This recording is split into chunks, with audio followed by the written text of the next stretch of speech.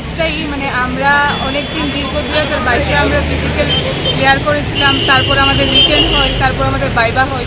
তো সব কিছু ক্লিয়ার করার পর আমাদের মেরিট লিস্টটা বেরিয়েছিল এপ্রিল মাসের 3 তারিখে।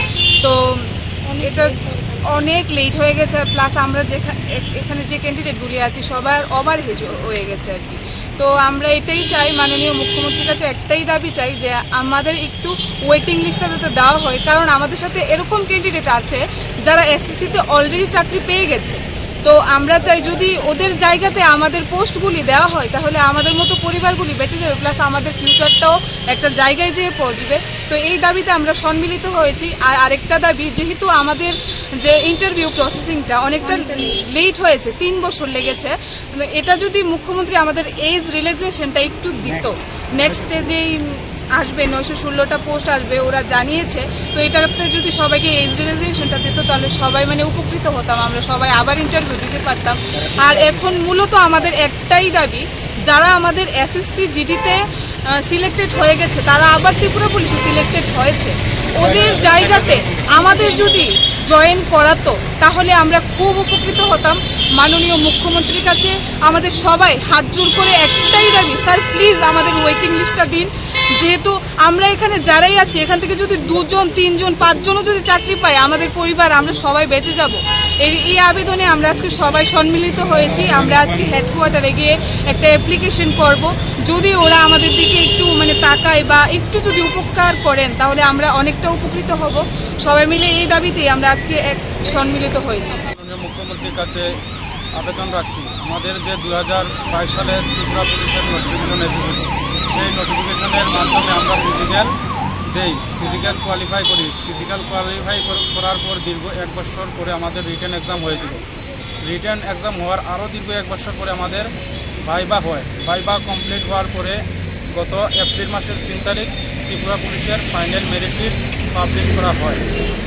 এই ফাইনাল মেরিট লিস্টে আমাদের অনেক পরিচিত বন্ধু বা ভাই বোনরা ত্রিপুরা সরকার এবং ভারত সরকারের বিভিন্ন চাকরিতে ওরা অলরেডি জব পেয়ে গেছে। যেহেতু প্রসেসটা 2.5 থেকে 3 বছরের বেশি সময় লেগেছে, এই মধ্যবর্তী সময়ে অনেকেই এসএসসি জিডি বা ত্রিপুরার আরও বিভিন্ন চাকরিতে ওরা যোগদান দিয়েছে। তাই ওরা বর্তমানে এখন অনেকেই জয়েন করবে না।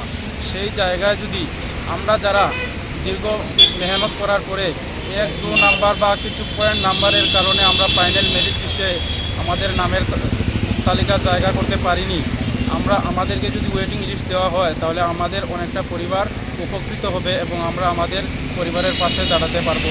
এটা আমি আপনাদের মাধ্যমে রাজ্যের মাননীয় মুখ্যমন্ত্রী ও ত্রিপুরা পুলিশের মহানির্দেশক মাননীয় ডিজিপি মহাশয়ের কাছে আবেদন রাখছি।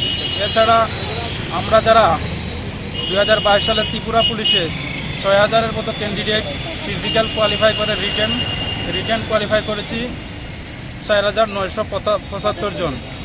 তাতে রিটেন কোয়ালিফাই করার পরে আমরা ভাইভাতে অ্যাটেন্ড করেছিলাম, কিন্তু আমাদের মার্ক কিছু কম থাকার কারণে আমরা ফাইনাল মেরিট লিস্টে আমাদের নাম আসেনি। তাই আপকামিং 916টা ভ্যাকেন্সি ত্রিপুরা রাজ্যে কিছুদিনের মধ্যে আসতে চলেছে। সেটাতে যেন আমরা যারা